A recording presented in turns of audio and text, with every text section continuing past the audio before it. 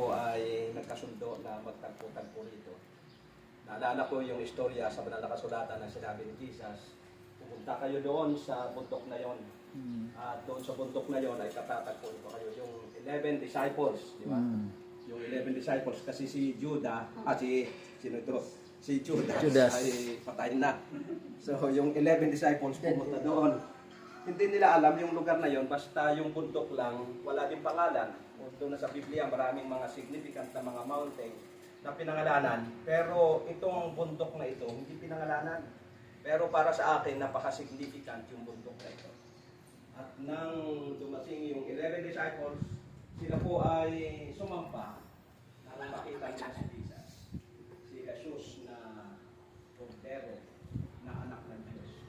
Sinawit kanina ay talagang sakto-sakto mga kapatid na sinamba nila ang anak ng Diyos, ang Cordero na nag-uwis ng kanilang buhay. Although na doon sa mga alagad, meron palang mga doubters. Merong mga doubters, mga kapatid.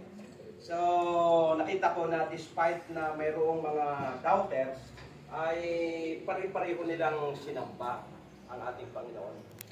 At pagkatapos na sumamba ang ating Panginoon, mga minamahal na mga kapatid, ay sinabi ng Panginoon, "Go ye therefore and make disciples all nations, baptizing them in the name of the Father and of the Son and of the Holy Spirit, teaching